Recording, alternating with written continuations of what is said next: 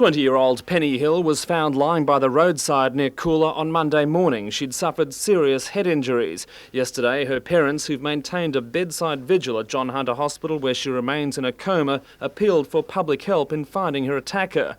Police say about a dozen people responded to the appeal, but a mystery caller who rang on Thursday morning saying he was from the Hunter Valley hasn't returned a call. Police say the man didn't give his name, but told them he'd seen a blue or green Commodore near the town at the time Penny was bashed. Police say his information could be critical.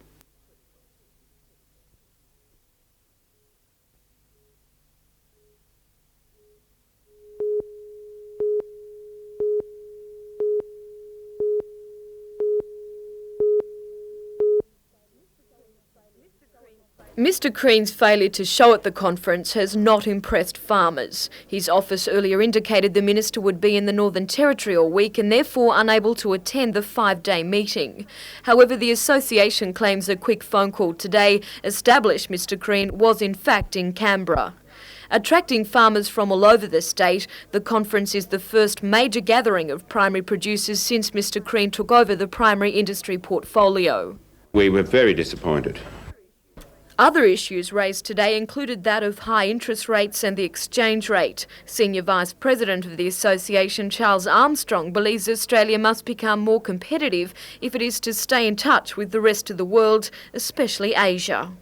Just last year, Singapore, with 2.5 million people and a land mass which would fit within the Dubbo Council area, generated more exports by value than all of Australia generated.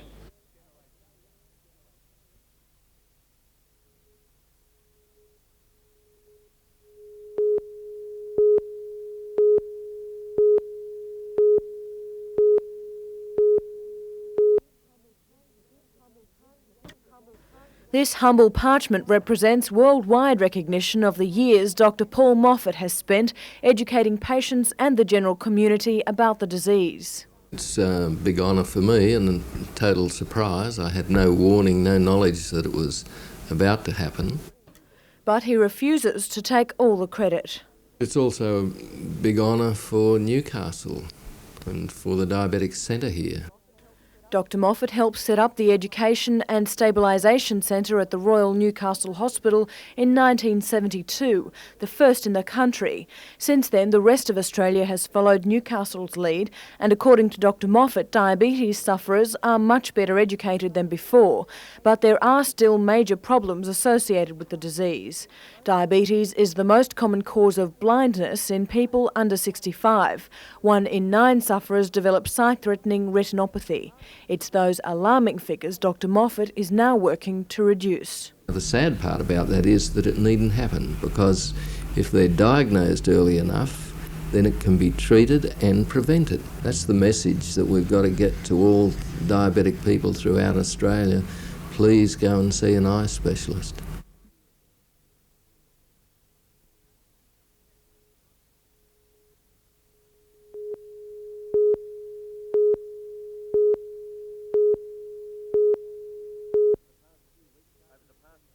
Over the past few weeks, Sargent has been the form front rower of the competition, drawing praise from the Australian captain Mal Meninga like the best prop in the world. However, Craig Salvatore from Eastern Suburbs got the nod and Sarge isn't happy. I'd be a lie if I sort of wasn't. I'm very happy with the way I'm playing, and I don't think I can play too much better, so it's obvious that my best isn't good enough.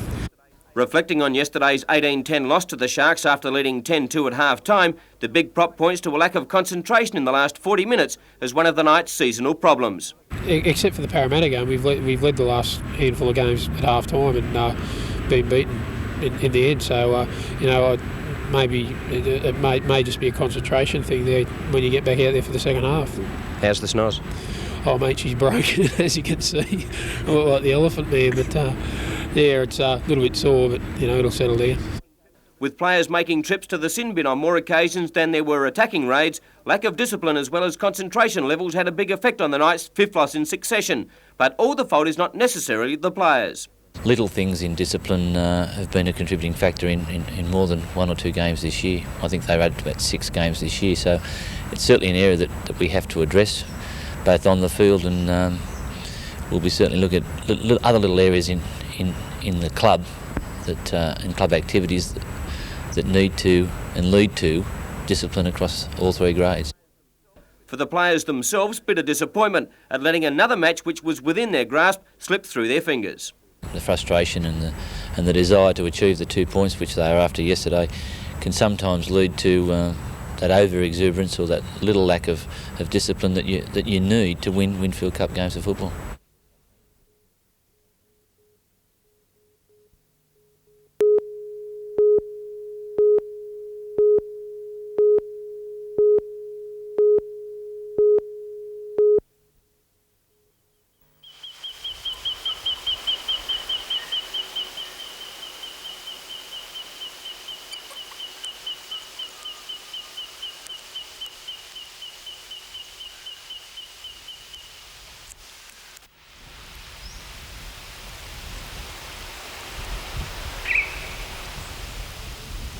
I don't really see colour like other people see colour, like painters do. They can really see colour. I can't see colour. But I think I can see form, and I find excitement and expression. To me, form is a language. It is just as much a language as words are, or music.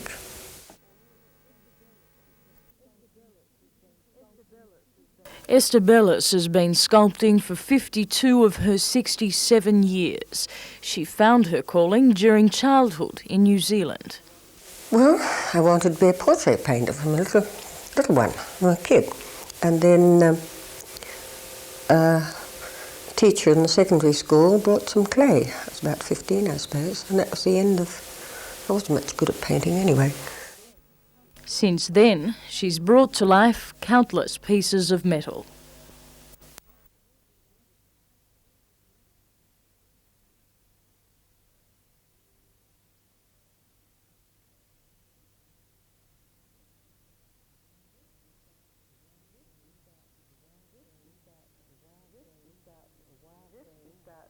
This you start with a wire frame, it's electrical stuff inside there, it's very flexible, and you build up. So you put the main body in first, you work out the movement through the wires underneath to a large extent, and build it up. With sculpture, you more or less build up the framework, the bone structure, and then lay the muscles on. People often say, it should be as it looks, or as you see it. And I wonder what they see. I don't see the fur on the animal. I don't see the buckles on the gear because they're not important to me.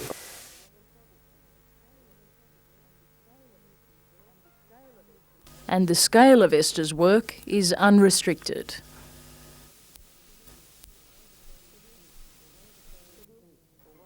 Phidias, or one of the famous Greeks, said that the whole of a man's life is in his face at any one moment. And I think it's true.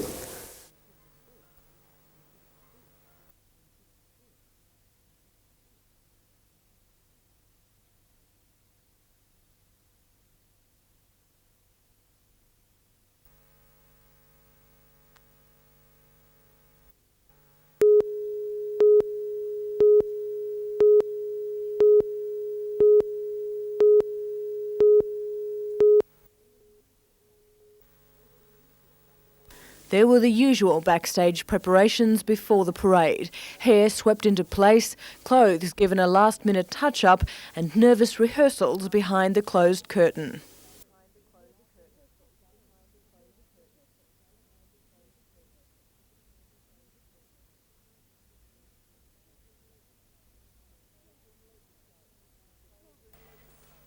The children led the show, with clothes and designs made by their mothers and other members of the Aboriginal community.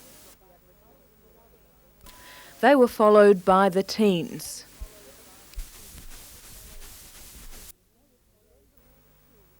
And then the more mature women in original screen prints. And a highlight of the evening, a special appearance by Damien Smith, about to head off on his second year of dance study in New York.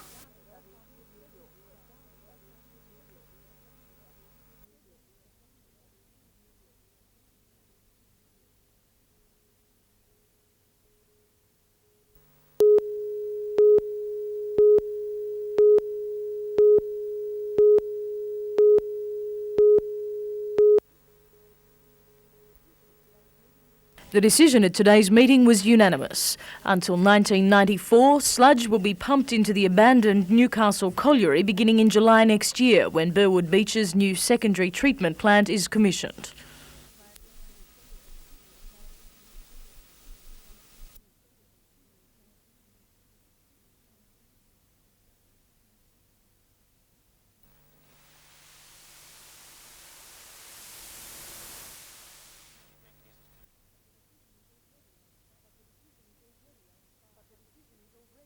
But the decision is already under fire.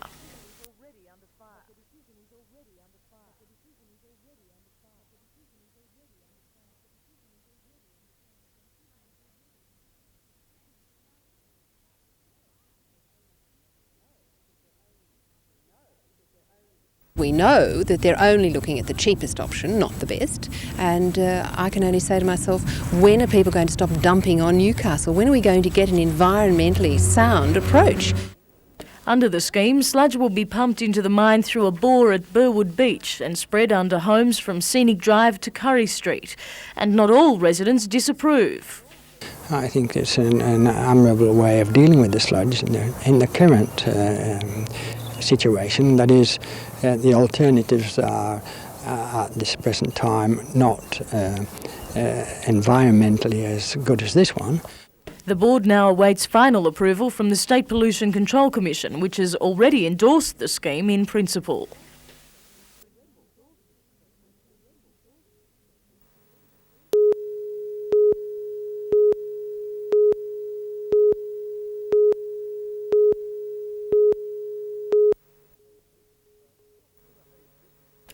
Gilda Hayes' business phone was off the hook today. In a packed meeting last night, Cessnock City Council refused Ms Hayes' application to run an escort phone service from her house. Ms Hayes' Shedden Street neighbours said they didn't want an agency in their area. The council agreed the service would have a bad impact on the neighbourhood and so rejected it. Certainly not in a residential area, not when it impacts on widows, on old people, on children finding condoms in the street and the like. I don't think that's acceptable.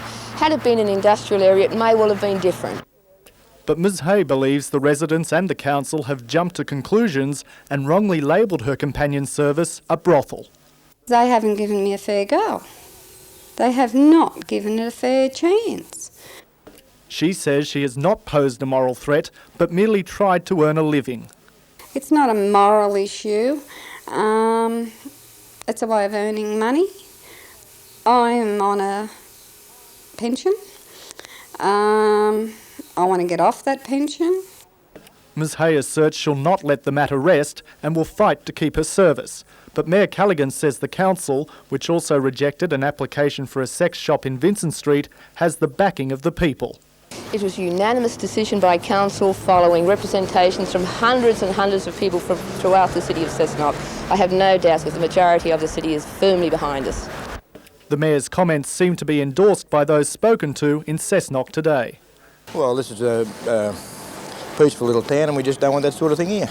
People like that have young boys and men running in and out your yard, jumping over fences. How would you like that?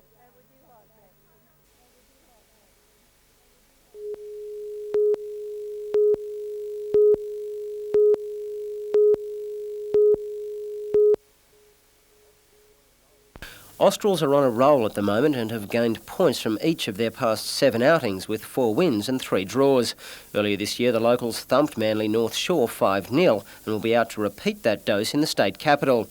All Austral players are very much aware they must keep performing if they want to progress with the team to the National League in October. The first round of the New South Wales Motocross Championship takes place this weekend at the Lake Macquarie circuit, and some of the best dirt track riders in the country have entered.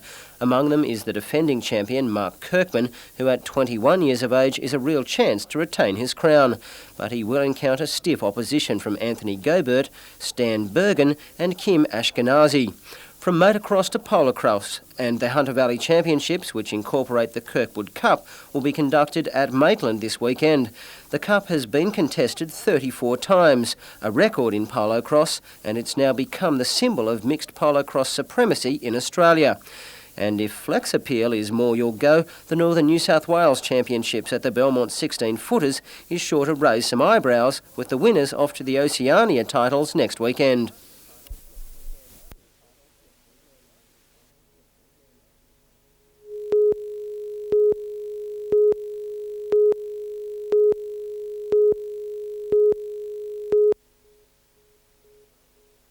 The Andana started taking water about 5 o'clock this morning.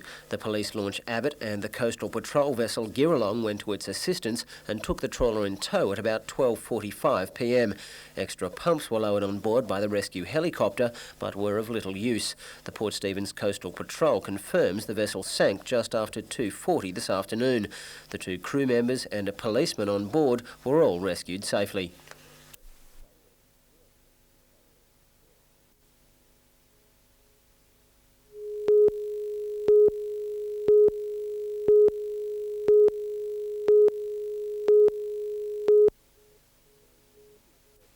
For years, Cessnock's roads have been copping a hammering from both traffic and politicians who say they are the worst thoroughfares in the state. Cessnock Mayor Marie Callaghan has been one of the loudest voices in pushing for more state and federal roads funding. Now she wants to make her voice louder and more powerful by seeking election to the NRMA. Alderman Callaghan has joined the Motorists Action Group, which includes singer and Ron Casey's sparring partner Normie Rowe and swimmer Dawn Fraser.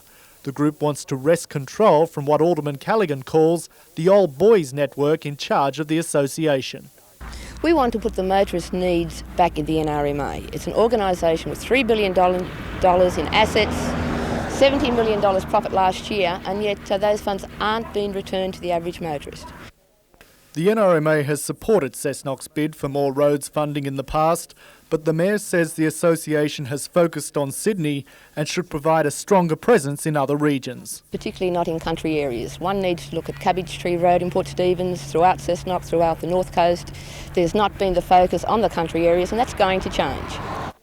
The group Alderman Callaghan belongs to proposes to retain road service vehicles currently under threat of privatisation, to provide NRMA funding for road safety and driver education programs and for the improvement of dangerous intersections, and to appoint an NRMA ombudsman for insurance disputes. The NRMA's elections will be held in September.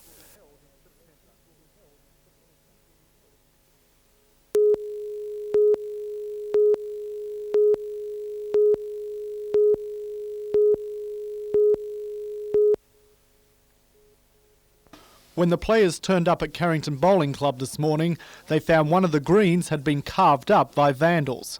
The damage was part of a spree of vandalism at the club overnight. The club's secretary-manager, Ron Haynes, says someone tried to break into the club through the roof at about 5:30. Mr Haynes says they were unsuccessful, so they then tried to set fire to a storeroom. The extent of damage to the room and stock has not been determined, but Mr Haynes says the most devastating blow was the vandalism to the green. It means that half this green is finished to us probably till the late spring. Once you get damage and the area is dug fairly deep like they have, we can't repair it. There's no growth in the grass, and the thing is that deep that we can't repair it, so we're virtually without half a green.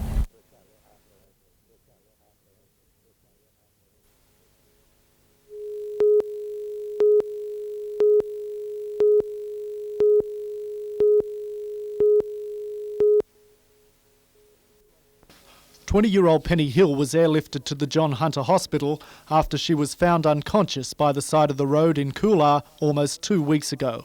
Ms Hill was suffering from massive head injuries and police believe she'd been bashed, then dumped. She was brought to Newcastle in a coma from which she never regained consciousness. Although Ms Hill was moved out of the intensive care unit earlier this week, police say her condition deteriorated because of a chest infection. Officers are now trying to piece together clues in what has become a murder investigation. Ms Hill had arrived in Coolah only 2 days before the bashing to begin work as a nanny at the Black Stump Motel. Despite her short time in the town, the mood in Coolah has swung from one of shock at the brutal bashing to grief. Colin Bagent, the owner of the motel where Ms Hill was working, says the townsfolk are devastated because they thought she was on the mend. Mr Bagent says Coolah is consoling itself by rallying together, but the hardest day still lies ahead for this town of 600, Ms Hill's funeral. Scott Bevan, NBN News.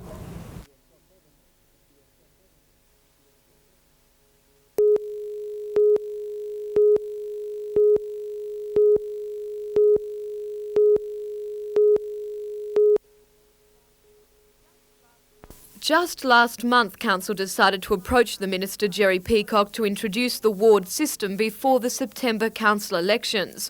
But after last night, it appears that support has all but dwindled, with only the 3 independent aldermen remaining loyal to the idea. Alderman John Tate revived the call for a ward system which would divide the city into voting zones instead of a citywide franchise. He believes the turnaround by the Labor aldermen is a blatant protection of their own interests. Once again, we see clearly demonstrated that the Labor Party and the coalition, the Geddes-McNaughton coalition, are prepared to manipulate the needs of Newcastle to their own political ends. The issue of the ward system is a fiery one, and last night accusations were flying. My Lord Mayor, I put it to you that the official Labor Party position on this matter is the reintroduction of the ward system, which is contained in this document, which you are not prepared to support. But you won't come out and say you don't support it. What you do is allow the tail, Alderman Geddes, to wag the dog, you, and we find that these group of aldermen around here are influenced by that, and none of them have the gumption to stand up and say what they think. After much debate, it was decided to approach the Minister, Jerry Peacock, to call a citywide referendum on the issue. The introduction of the ward system now rests with the Minister. Although it's too early for him to comment on the likelihood of a referendum, it is known he's not against the idea. Jodie McKay, NBN News.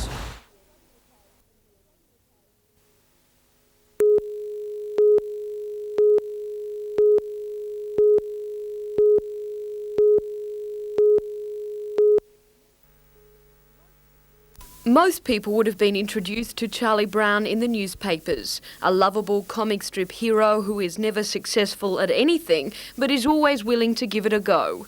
But what you may not be aware of is that You're a Good Man, Charlie Brown is the world's most performed musical, and now the Newcastle Dramatic Arts Club has taken up the challenge.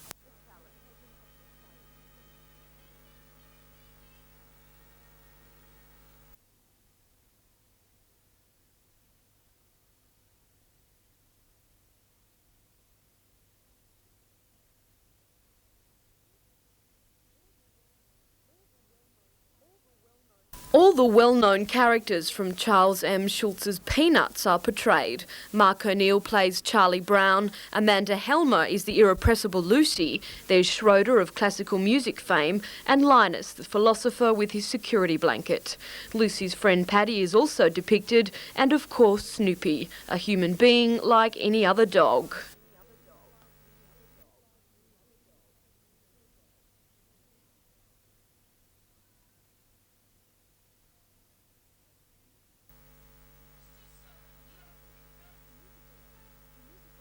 The musical opens tomorrow night and will play for 2 weeks at the Roxy Theatre.